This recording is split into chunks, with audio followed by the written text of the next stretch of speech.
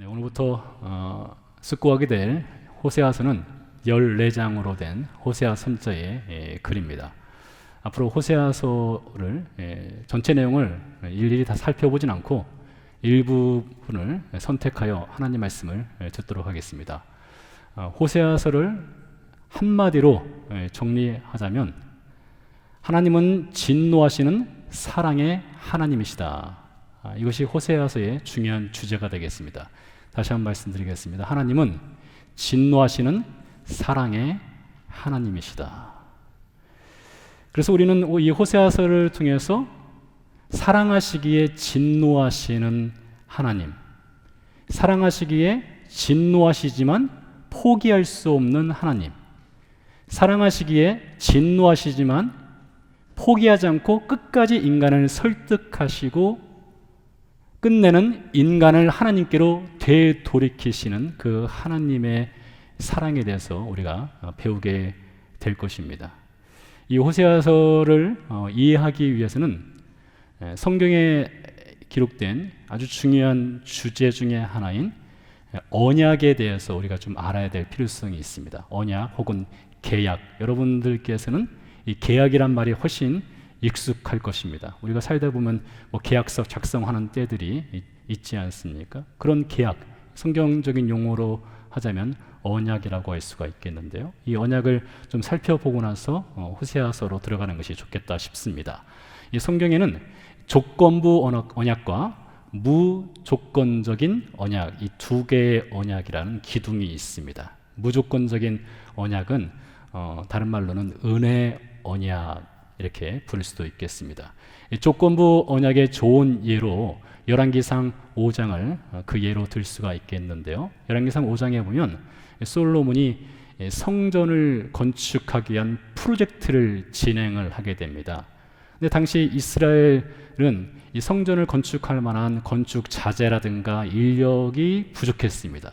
그래서 이스라엘 북쪽, 지금은 레바논이라고 하는 나라가 있는, 과거에는 두로였죠. 그 두로의 히람을 찾아갑니다.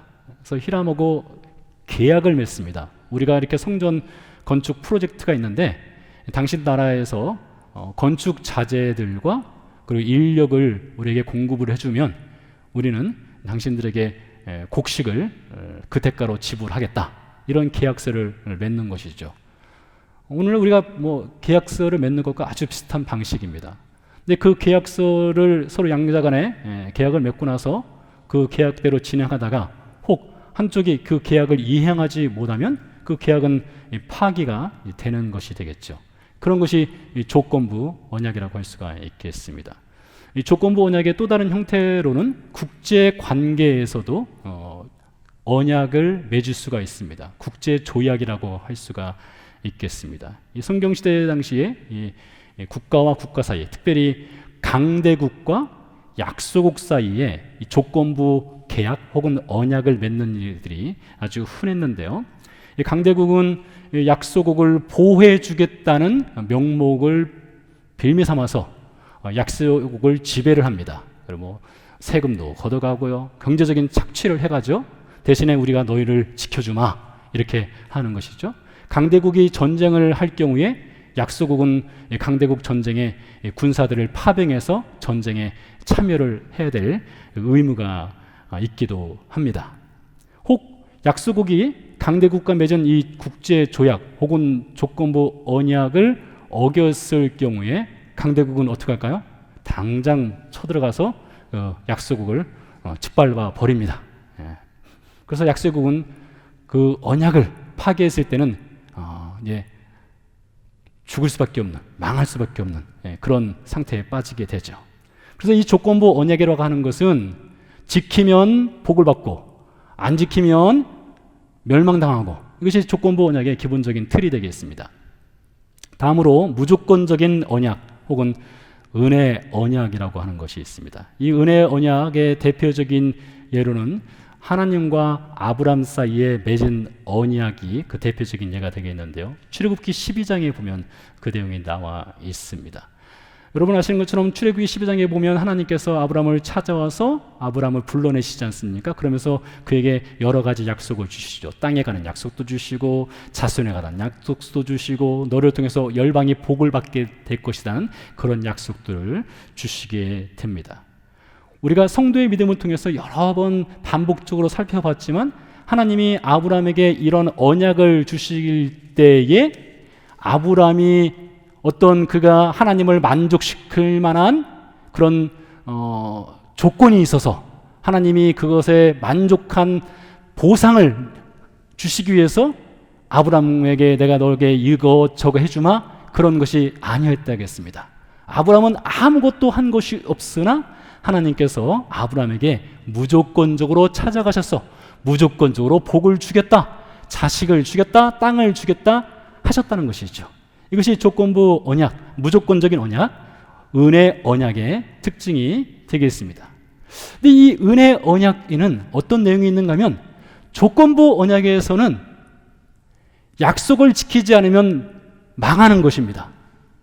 근데 이 무조건적인 언약, 이 은혜 언약은 상대방이 아무리 약속을 지키지 않는다 할지라도 하나님은 그 어떤 경우에도 사람과 맺은 그 은혜 언약을 하나님은 파기할 수가 없습니다. 그 어떤 경우에도요. 인간이 설령 하나님께 불순종하고 하나님을 떠난다 할지라도 하나님은 그 언약을 파기하지 않습니다. 이것이 은혜 언약의 아주 중요한 특징입니다. 다만 인간이 하나님께 불순종하고 하나님을 떠나면 징계는 있습니다. 책망도 있고 심판도 있습니다. 그러나 그 징계와 책망과 심판은 멸망시키기 위한 징계, 책망, 심판이 아니라 되돌이키기 위한 심판, 징계란 것이죠. 파멸의 궁극적인 목적이 아니란 것입니다. 우리도 마찬가지지 않습니까? 우리가 자녀들을 양육할 때에 자녀들이 말을 잘 안 듣고 불순종하면 매를 드는 경우가 있지 않습니까? 뭐 다리 몽둥이 부러지라고 우리가 때리는 것 아니지 않습니까? 예. 때려가지고 사람 만들려고 때리고 책망하고 그런 것 아니겠습니까? 예. 사람 만들려고요. 예, 그와 같은 거예요. 은혜 언약이라고 하는 것은 징계하지만 되돌이키기 위해서 징계를 한다 이거죠. 절대로 계약을 혹은 언약을 파기하지는 않는다. 이것이 은혜 언약의 특징이 되겠습니다. 그래서 우리가 호세아서를 읽어보면 호세아의 아내인 고멜이라는 여인이 남편인 호세아를 떠나서 다른 남자에게로 가버립니다. 근데 한두 번 가는 것이 아니에요. 계속해서 집을 나갑니다. 그때마다 호세아가 어떻게 합니까? 집 나간 아내를 찾아갑니다. 찾아가서 아내를 데려옵니다. 심지어 다른 남자하고 살고 있는데 그 남자에게 돈을 주고 다시 아내를 데려오기까지 합니다. 이혼을 하지 않아요.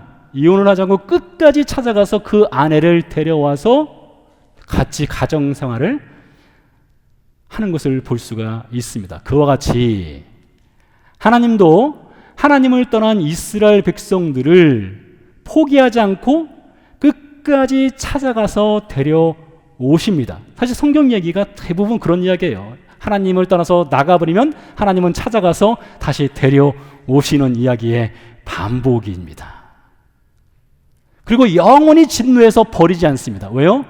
하나님과 이스라엘 백성 사이에 은혜 언약이라고 하는 것으로 맺어진 관계가 있기 때문입니다.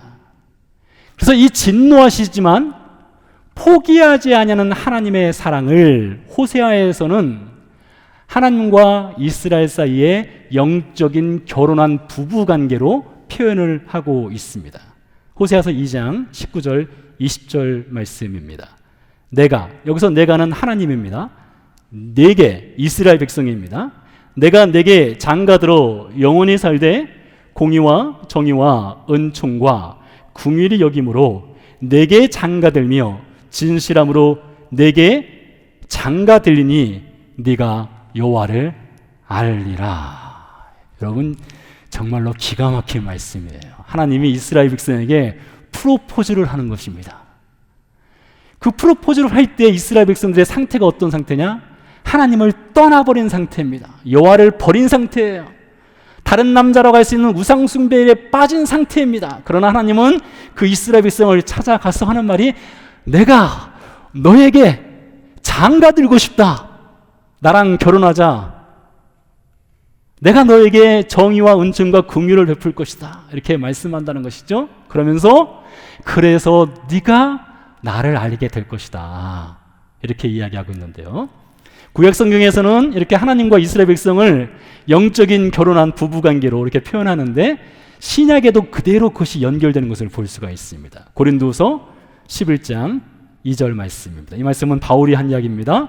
내가 하나님의 열심으로 너희를 위하여 열심을 내노니 내가 너희를 정결한 처녀로 한 남편인 그리스도께 드리려고 중매함이로다. 여러분, 신약 성경에 나와 있는 교회들 중에 가장 문제가 많은 교회가 고린도 교회였습니다. 고린도 교회는요, 교회 교인들이 모여서 예배를 드리는 것이 아니라 싸움박질하기에 바빴습니다. 그리고 서로 잘났다 했고요, 교회 내에 우상 숭배의 문제도 있었고 성적인 문제도 있었고요. 정말로 난잡한 문제들이 많은 교회가 고린도 교회였습니다. 그런데 바울이 말하기를, 너희들은 지금 문제 속에 빠져 있고 우상 숭배에 빠져 있고 성적인 타락에 빠져 있고 정말로 거룩하지 아니한 백성으로 살아가고 있지만 내가 너희를 예수 그리스도의 신부가 되도록 하기 위해서 지금 중매쟁이 역할을 하고 있다. 예수님이 너희의 남편이 되신다. 이렇게 이야기하고 있습니다. 그래서 다시 한번 말씀드리면, 구약에서는 하나님과 이스라엘 백성이 부부관계로, 신약에서는 예수 그리스도와 예수 그리스도를 믿게 될 사람들, 예수 그리스도를 믿는 사람들이 또 부부관계로, 이런 영적인 결혼관계로 표현되고 있는 것을 볼 수 있다는 것이죠. 자, 그러면 이렇게 하나님의 아내가 되는, 하나님의 신부가 되는 이스라엘 백성들이 범한, 그래서 하나님께서 진노할 수밖에 없었던 그 죄는 무엇이었을까요? 호세아가 사역을 하던 시기는 주전 750년대에서 주전 720년대까지 약 32여 년 동안 호세아가 선지자로서 사역을 했습니다. 근데 호세아가 선지 사역을 하던 그때를 1절 말씀에 보면 그 당시 이스라엘의 정치 상황을 간략하게 설명을 해주고 있는데요.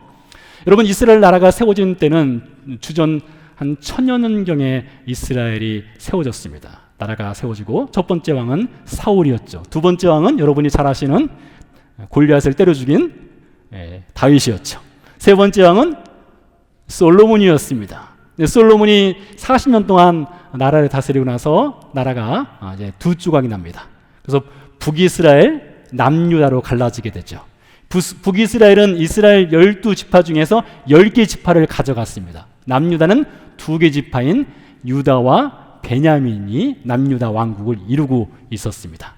그러던 중에 대략 그때가 한 940년경쯤 되는데요. 그때 나라가 갈라져서 이 북이스라엘에 19명의 왕이 있었습니다. 그 중에 호세아 선자가 선지 사역을 할 당시에는 북이스라엘의 여로보암 2세라고 하는 왕이 다스릴 때 그가 선지 사역을 시작을 하게 됩니다. 때는 750년쯤 되었을 때였습니다. 근데 이 여로보암 2세 당시에 북이스라엘은요, 전례를 찾아볼 수 없는, 유래를 찾아볼 수 없는 경제적인 호황기를 누리고 있었습니다. 뿐만 아니라 국력이 강화돼 가지고 그 이전 왕들이 잃었던 나라의 땅들을 다시 되찾은 때가 여로보암 2세 때였습니다. 이렇게 경제적으로 호황기를 누리고 있었던 그 여로보암 시대 당시에 하나님이 호세아 선자를 선지자로 부르셔서 사역을 하게 하는데, 그 당시에 영적인 상황, 여로보암 2세 당시의 영적인 상황을 2절 하반절은 이렇게 간략하게 이야기하고 있습니다. 이 나라가 여호와를 떠나 크게 음란함이니라. 여러분, 이 한마디가 북이스라엘의 영적 상황을 정확하게 진단을 한 것이었습니다. 경제적으로 부유해서 모두가 평안하다가 하는 시기였습니다. 시편 73편 말씀을 빌려서 말씀드리자면 그 당시에 사람들은 죽을 때도 고통이 없었습니다. 힘은 강건했습니다. 살아가면서 샬롬밖에 없었습니다. 평안밖에 없었습니다. 재앙도 없었습니다. 그들은 소득은 마음에 원하는 것보다 훨씬 더 많은 것을 얻었습니다. 지나칠 정도로 많이 벌었어요. 풍부했습니다. 풍요로웠습니다. 그런데 하나님은 말씀하십니다. 너희는 여호와를 떠났다. 그게 바로 여로보암 2세 당시 호세아 선지자가 사역을 하던 시대 당시의 이스라엘의 상황이었습니다. 그런데요, 그 호세아 시대로부터 200년 전으로 좀 더 거슬러 가보도록 하겠습니다. 때는 940~50년쯤 될 것입니다. 솔로몬 시대입니다. 이 솔로몬 시대를 하나님께서 어떻게 평가하는지를 잘 들어보시기 바랍니다. 열왕기상 4장 25절 말씀입니다. 솔로몬이 사는 동안에 유다와 이스라엘이 단에서부터 브엘세바에 이르기까지 각기 포도나무 아래와 무화과 나무 아래에서 평안히 살았더라. 여로보암 2세 당시에도 경제적 호황기를 누리면서 모든 백성이 실업자도 없고 평안하게 아주 부유하게 행복하게 살았던 것처럼 솔로몬 시대 당시에도 단에서부터 브엘세바, 그 말인즉슨 이스라엘 전국적으로 모든 사람들이 포도나무와 무화과 나무 아래서 평안히 먹고 마시며 즐기며 살았다. 이것이 솔로몬 시대의 상황입니다. 사실 여로보암 2세 시대보다 솔로몬 시대는 전무후무한, 어쩌면 인류 역사상 전무후무한 경제적인 호황기를 누렸던 시대, 부유했던 시대, 그때가 솔로몬 시대였을 수도 있습니다. 자, 이제 그때 이렇게 경제적인 호황기를 누리면서 모두가 다 잘 살고 평안하다 하는 그때를 하나님이 어떻게 평가하는지를 잘 들어보시기 바랍니다. 열왕기상 11장 9절 10절 말씀입니다. 솔로몬이 마음을 돌렸다는 것은 하나님으로부터 등을 돌렸다는 것입니다.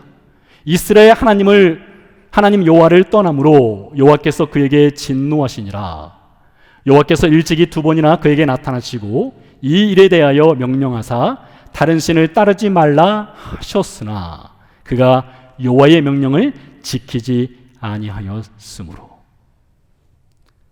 여로보암 2세 당시의 이 북이스라엘의 상황을 너희가 여호와를 떠났다 이렇게 진단한 것처럼 200년 전에 솔로몬 시대에도 하나님이 동일한 말씀으로 이스라엘의 영적 상황을 진단하셨는데요, 솔로몬을 대표로 삼아서 여호와를 떠났으므로 하나님께서 2번이나 나타나서 너 이러면 안 된다 라고 경고했으나 다른 신을 쫓아가고 여호와의 명령을 지키지 않았던 시대, 그때가 솔로몬 시대였다는 것이죠.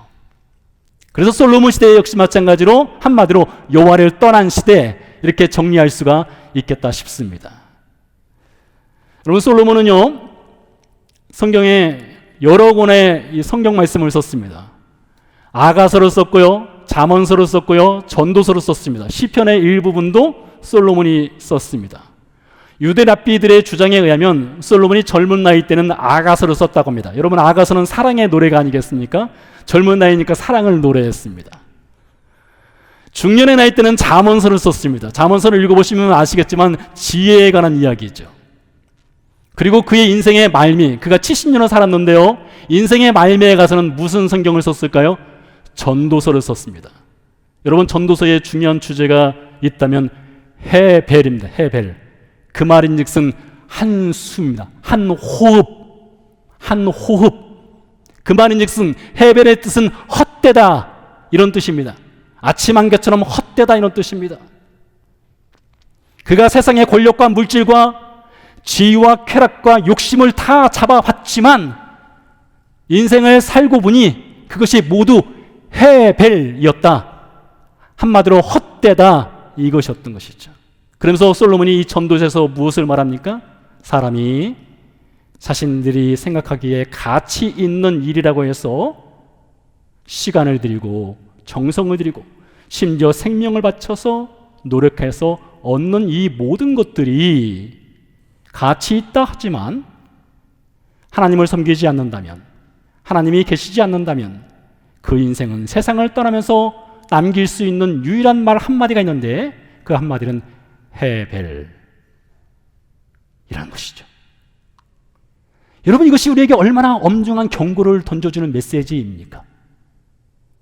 그러니까 저와 여러분이 이 세상에서 아무리 많은 것을 소유하고 갖고 있는다 할지라도, 아무리 높이 올라간다 할지라도, 우리 인생의 마지막 호흡이 끝날 때에 우리 가운데 하나님이 없다면 우리는 남길 수 있는 그 말 한마디가 헤벨, 헛됨, 이것 한마디뿐이란 것이지요. 여호와를 떠났다, 이렇게 진단을 하고 있는데요, 여호와를 떠났다는 말을 좀 더 정확하게 히브리어 원문을 통해서 알아보면, 떠났다는 말은 여호와 하나님이 후순위로 밀렸다, 혹은 여호와 하나님을 뒤에 두었다, 이런 뜻이 되겠습니다. 여호와 하나님이 후순위로 밀렸다, 혹은 여호와를 뒤에 두었다. 자, 그런데요, 성경에 보면요, 하나님은요 의도적으로 항상 앞에 계셨습니다. 하나님이 뒤에 계신 적은 없어요.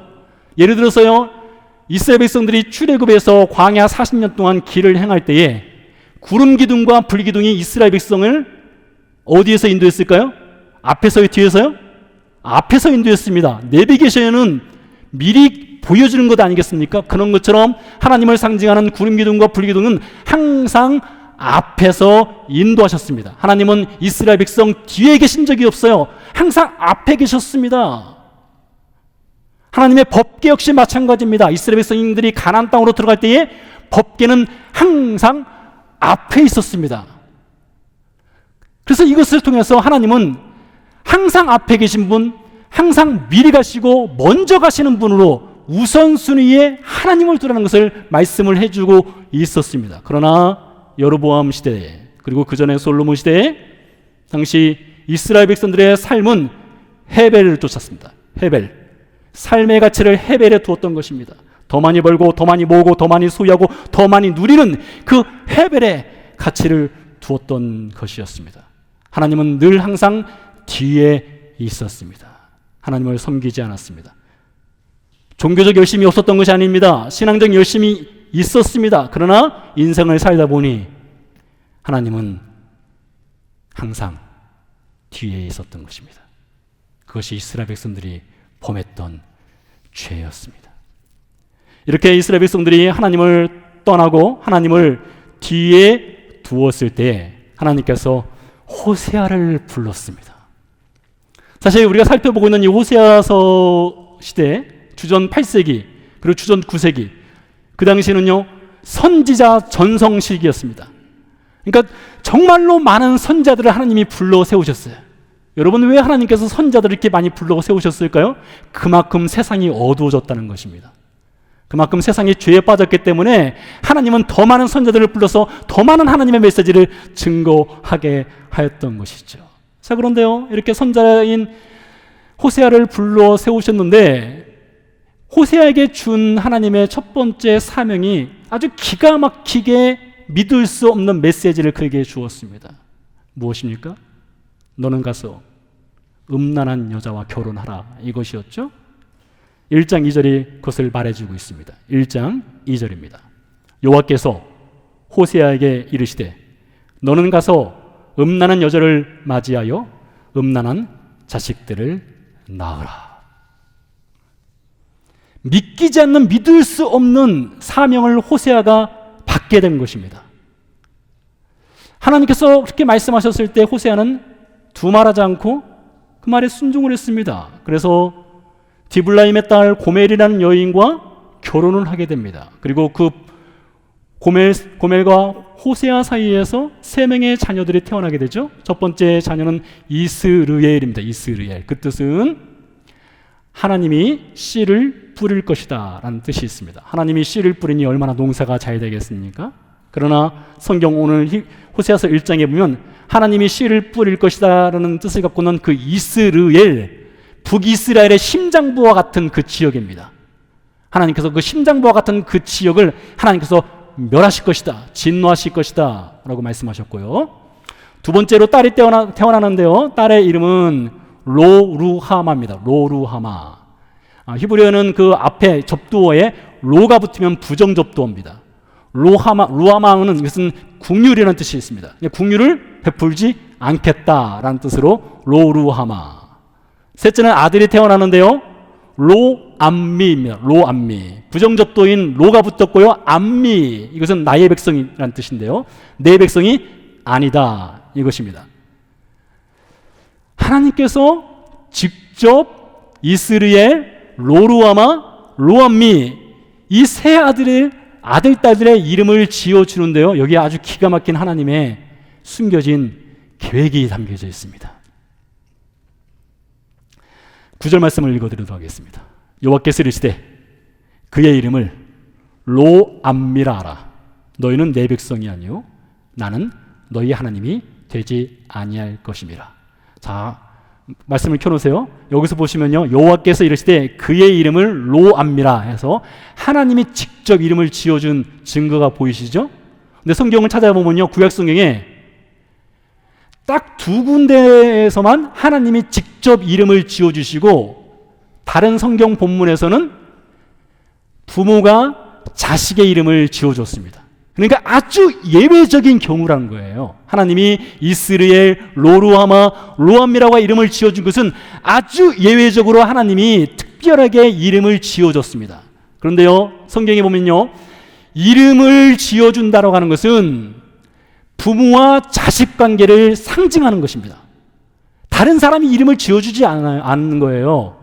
옆집 아저씨가 이름을 지어주는 것이 아니라 부모이기 때문에 자식의 이름을 지어준다는 것이죠. 자, 그래서요, 이스라엘, 로루아마, 로암미, 하나님을 떠난 백성이지만 하나님이 그 자녀들의 이름을 직접 지어주었다는 것은 무엇을 상징할까요? 너희는 나를 떠났어도, 나를 버렸어도, 나를 뒤에 놓았어도 나는 여전히 무엇이라고요? 너희의 남편이고, 너희는 나의 아내이고, 너희는 나의 여전한 자식이다.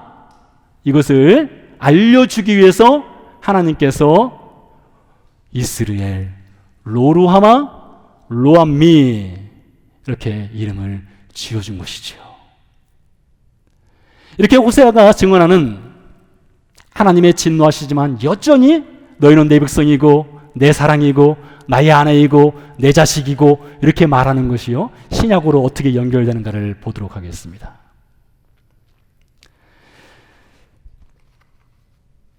고린도후서 11장에서 말씀드린 것처럼 바울은 고린도 교회 성도들과 예수님은 신랑과 신부의 관계 이렇게 표현했다고 했는데요, 좀 더 확대시키면 예수님은요, 우리 모든 믿는 사람들의 신랑이 되고 저와 여러분은 예수님의 신부가 되는데요, 마태복음 9장 11절에서 13절 말씀을 읽어드리도록 하겠습니다. 이 장면은 예수님께서 세리 마태의 집에 가셨을 때에 일어난 사건에 관련된 것입니다.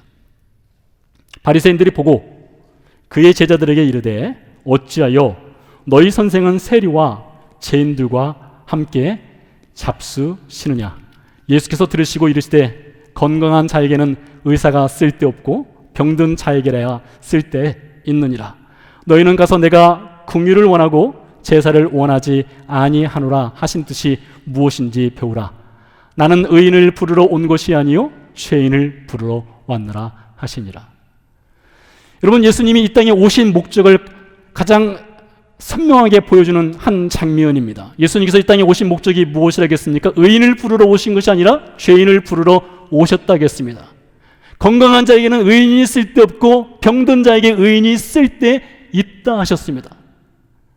예수님이 이 땅에 오셨는데요, 예수님은 어떤 존재로 오셨느냐? 신랑으로서 신부감을 구하기 위해서 이 땅에 오신 분이십니다. 근데 그 신부감이 누구일까요? 여러분 가운데 자녀들, 이제 결혼을 앞둔 자녀들이 있죠? 저도 제 아들, 딸들이 빨리 결혼했으면 좋겠다라는 생각을 갖고 있습니다. 저도 꿈이 큽니다. 어떤 며느리, 어떤 놈이 제 딸을 데려갈 것인가. 아마 여러분 중에도 이미 결혼을 시킨 분도 있지만 참 결혼에 대한 기대도 있고 부담도 있죠. 이왕이면 잘생기고 예쁘고 돈도 잘 벌고 지위도 있고 그런 사람 다 원할 것입니다.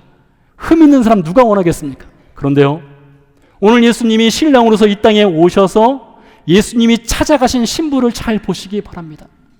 예수님이 찾아가신 신부는요, 세리들이었습니다. 예수님이 찾아가신 신부는요, 죄인들이었습니다. 예수님이 찾아가신 신부는요, 흠이 많은 사람들이었습니다. 예수님이 찾아가신 신부는 병든 자였습니다. 예수님이 찾아가신 신부는 거룩하지 않은 인생이었습니다. 예수님이 찾아가신 신부는 순정품 죄인들이었습니다. 우리가 보기에는 전혀 예수님의 신부로 어울릴 것 같지 않은 그 인생들을 찾아가셔서 예수님이 그들에게 청혼을 하신 거예요. 내 신부가 되어다오.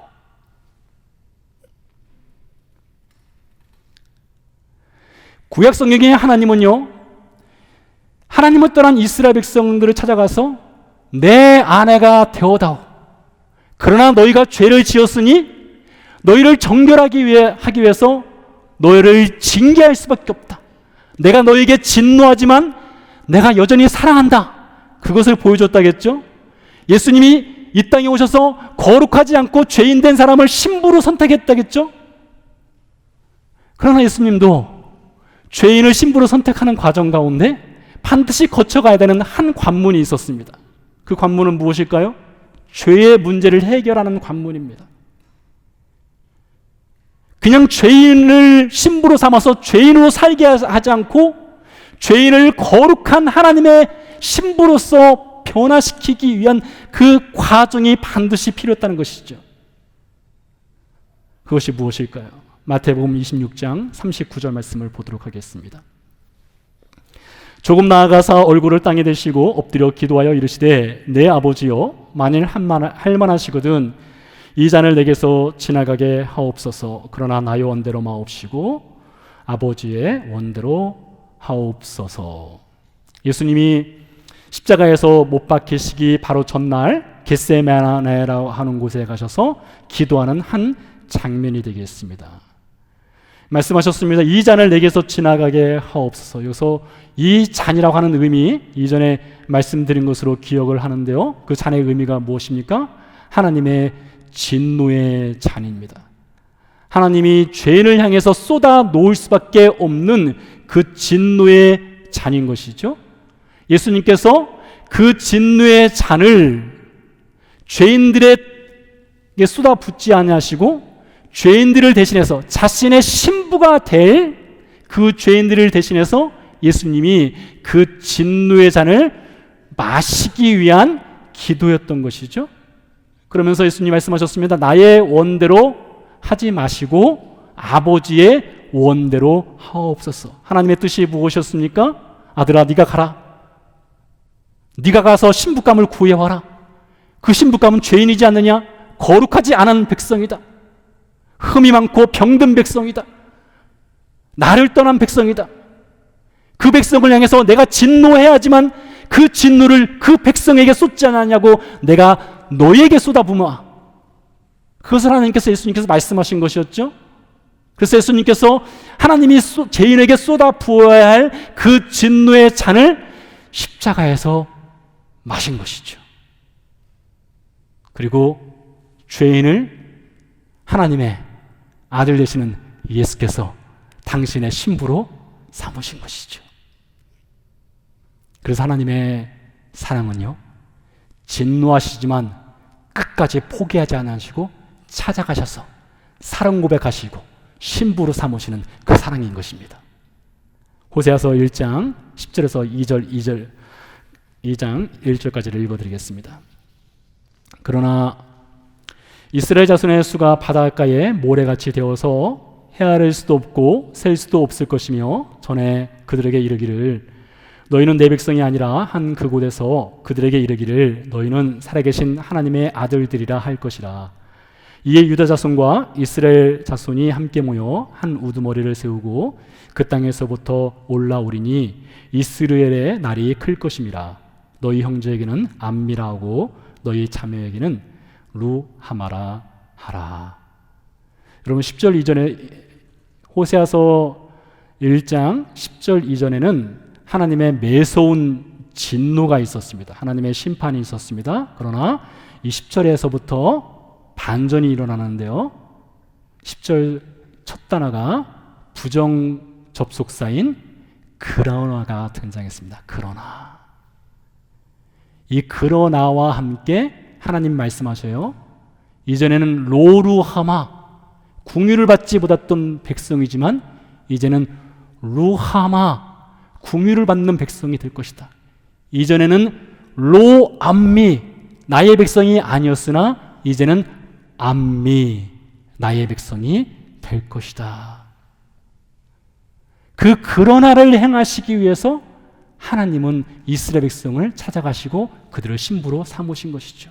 근데 이 부정접속사 그러나의 사건이 예수 그리스도에게도 동일하게 일어난 일이 있었습니다. 이 부정접속사 그러나가, 이 하나님의 사랑을 뜻하는 이 그러나가 어떻게 일어나는지를 보시기 바랍니다. 에베소서 2장 3절 말씀입니다. 전에는 우리도 다 그 가운데서 우리 육체의 욕심을 따라 지내며 육체와 마음에 원하는 것을 하여 다른 이들과 같이 본질상 진노의 자녀였더니, 여러분 이것이 우리 인간의 상태였다는 것입니다. 예외 없이 모든 인간의 상태가 하나님의 진노 아래 놓여있는 상태였다는 것이죠. 자, 이어지는 4절 말씀이 어떻게 시작되나 보세요. 4절 5절 말씀입니다. 긍휼이 풍성하신 하나님이 우리를 사랑하신 그 큰 사랑을 인하여 허물로 죽은 우리를 그리스도와 함께 살리셨고 너희는 은혜로 구원을 받은 것이라. 안타깝게도 한글 성경에서는 번역하지 않았는데요, 헬라어 원문에 보면 아주 중요한 단어가 긍휼이란 그 말 앞에 붙어 있습니다. 그 말이 무엇일까요? 부정접속사 그러나입니다. 너희는 본질상 진노의 자녀였다. 그러나, 이것이죠. 그러나 긍휼에 풍성하신 하나님이 허물과 죄로 죽은 우리를 그리스도와 함께 살리셨다. 그 그러나의 반전을 예수께서 십자가에서 행하신 것이죠. 그리고 우리를 하나님의 아들 되시는 예수님의 신부로 삼아 주신 것이죠. 요즘은요, 그 휴대폰 카메라 기능이 아주 뛰어나서 옛날부터 디지털 카메라로 찍는 것 이상으로 화질이 매우 좋습니다. 그래서 사진들 많이 찍죠. 근데 여러분, 이 사진 촬영에는 황금 구도라는 것이 있습니다. 황금 구도요. 아무렇게나 사진 찍는 것이 아닙니다. 사진을 조금 못 찍는 분들은 어떻게 사진을 찍는가 하면 사람을 항상 정중앙에 놓습니다. 사람이 중심이니까 넌 정중앙. 뒷배경이 아무리 예뻐도 사람은 항상 정중앙. 이건 사진을 잘 못 찍는 분들이 그렇게 찍는 것입니다. 사진을 잘 찍는 분들은 사람을 약간 옆으로 밀어냅니다. 그리고 배경과 사람을 같이 살려내는 그런 사진을 찍어요. 인생샷이라고 하죠. 그런 사진을. 여러분, 사진을 찍을 때 사람을 정중앙에 놓는 것은 제가 알기로는 딱 두 경우밖에 없습니다. 증명사진 찍을 때, 그리고 죄를 지어가지고 감옥에 가기 전에 이렇게 팻말 두고 딱 찍을 때 뒷배경 필요 없습니다. 딱 사람만 찍으면 되거든요. 근데 우리가 성경을 볼 때 우리가 그렇게 보는 것 같아요. 우리가 성경을 읽을 때에 하나님이 누구신지, 하나님 우리에게 어떤 분이신지를 보지 않고 마치 우리 자신의 인물 사진을 찍듯이, 증명사진 찍듯이 이 메시지가 나에게 어떤 의미가 있는가, 나에게 무슨 도움이 되는가, 나의 삶에 이 메시지가 얼마나 큰 영향을 끼치는가, 내가 이 문제를 갖고 나 이 문제를 해결하기 위해서 이 메시지가 나에게 어떤 해결책을 제시하는가 라고 해서 내게 이것이 무슨 해결책을 주는가 해서 내가 중심이 된 성경 읽기를 하는 오류를 우리가 범할 수 있다는 것입니다. 그러나 성경을 쓴 성경 저자들은 그것이 아니라고 말을 해요. 이 성경은요, 하나님이 누구신지, 하나님이 어떤 분이신지를 알려주는 책이 바로 이 성경입니다. 그래서 호세아 선지자도 마찬가지예요. 고멜의 삶과 호세아의 삶과 그 자녀들의 삶이 이렇고 저렇고 그들의 인생의 문제를 얘기하는 것이 아니라 그들의 인생의 문제가 있을 때에 하나님이 어떤 분이신지를 가르쳐 줌으로써 그 하나님을 통해서 그들의 인생 문제가 혹 있다 할지라도, 해결되지 않는다 할지라도 그 하나님을 아는 것으로 인해서, 그 하나님의 본성과 속성과 하나님의 사랑을 알므로 인해서 그들의 현실 문제 가운데서도 넉넉하게 그 하나님을 아는 지식, 그 하나님으로 인해서 그들의 삶을 버티고 견디며 살아갈 수 있도록 하기 위해서 호세아가 알려주는 것은 하나님이 어떤 분인지 알아라. 여러분, 하나님 어떤 분이세요? 진노하시지만 사랑하시는 분이십니다. 하나님 어떤 분이십니까? 찾아오시는 분이십니다. 하나님 어떤 분이십니까? 찾아오실 뿐만 아니라 끝내는 되돌이켜서 하나님께로 돌아올 수 있도록 하시는 분이 우리 하나님이십니다. 기도하시겠습니다. 우리 함께 찬양 드리고 기도할 텐데요. 이사야서 54장 6절 8절 말씀에 보니까 이런 말씀이 있습니다. 여호와께서 너를 부르시되 마치 버림을 받아 마음에 근심하는 아내 곧 어릴 때에 아내가 되었다가 버림을 받은 자에게 함과 같이 하실 것임이라. 내 하나님이 말씀하셨느니라. 내가 잠시 너를 버렸으나 큰 궁일로 너를 모을 것이요 내가 넘치는 진노로 내 얼굴을 내게서 잠시 가렸으나 영원한 자비로 너를 궁일이 여기리라. 내 구속자 여호와께서 말씀하셨느니라. 여러분, 우리 중에 어느 누가 예수님의 신부가 될 자격이 있다 할 사람이 있었겠습니까? 그 누구도 자격이 없었죠. 그러나 예수님 우리를 찾아오셔서 병들고 흠이 있고 거룩하지 않은 인생이었지만 그분의 신부로 삼아 주시고 진노는 그분의 십자가로 대신 지셨습니다. 이것이 하나님께서 우리에게 보여주신 진노하시지만 사랑하시는 하나님의 마음입니다. 우리 함께 찬양 드리고 기도하도록 하겠습니다.